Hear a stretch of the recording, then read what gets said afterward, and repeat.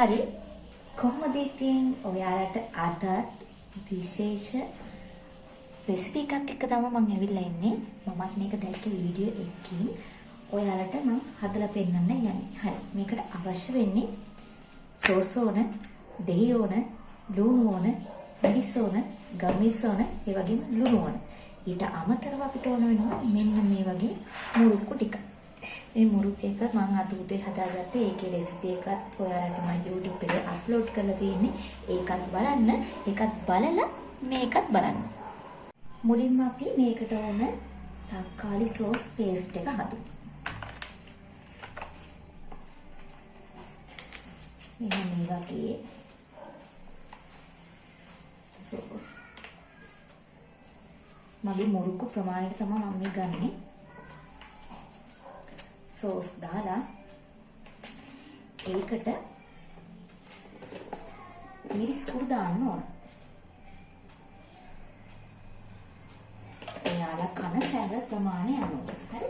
ඊට පස්සේ ඒකට ගම්මිරිස් කුඩු චුට්ටකුත් දාලා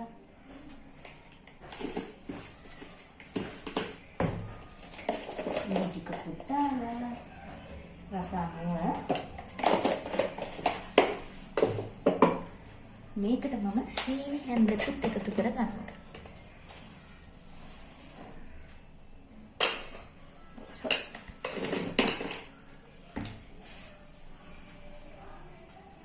ඊළඟට මේකට දහි යොෂෝනේ. ගොඩාක් නෙමෙයි සාමාන්‍ය ප්‍රමාණයෙන්. එහෙනම් මම මේ වගේ කෑල්ලක් තමයි කපාගත්තේ. ඒකෙන් දහි යොෂක් දාගන්න. ඊට පස්සේ මේක හොඳට මික්ස් කරගන්න.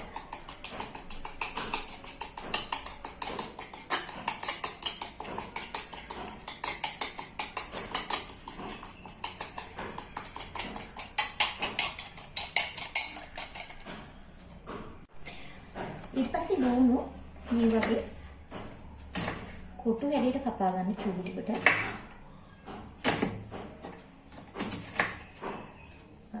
ලුණු ගොඩක් දාන්නේ මොකද මුරුකු ප්‍රමාණය ටිකක් තියෙන නිසා ඔයාලට තේරෙනවා කොච්චර ලුණු අවශ්‍ය කියලා. එන්න මේක තව ටිකක් ගමු.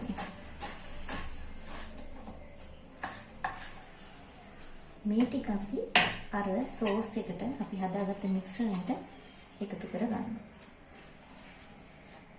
හරි. ඒකල මේක හොඳට මේ කලවම් කරගන්න. ඔයාලට ලුණු තව ඕන නම් ලුණු දාගන්නත් පුළුවන්. ඊට පස්සේ අපිට තියෙන්නේ අපි අර ගත්ත මුරුක්කු ටික තියෙනවානේ. අන්න ඒක කඩා ගන්න. කඩන්න ටිකක් අමාරුයි. කල්ලා ගත්තත් කමක් නැහැ කියලා නම් හිතෙනවා.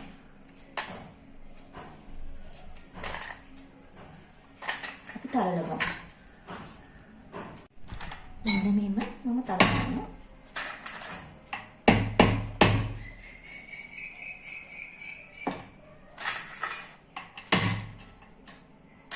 ගොඩාක් කැරෙන්නේ නෙමෙයි සාමාන්‍ය ගානට කැරෙන්න.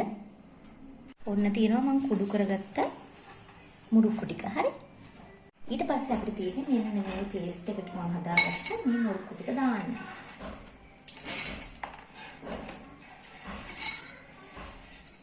කුඩු ටිකත් එක්ක මම නම් දැන් මොන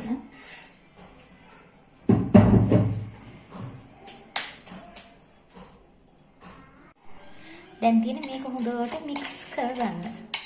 අපි මේක මික්ස් කරනවා.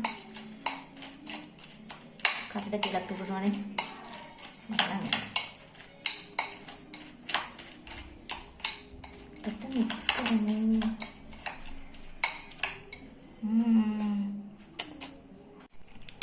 එන්න තියෙනවා මික්ස් කරගත්ත එක. ඊට පස්සේ තියෙන ඉතින් රා බලන්න තමයි.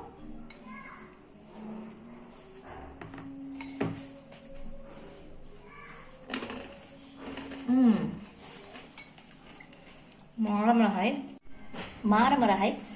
කාලා බලන්න අනිවාර්යෙන්. ඒක කරලා මට කමෙන්ට් එකක් දාන්න. එහෙනම් මම යනවා. බයි බයි.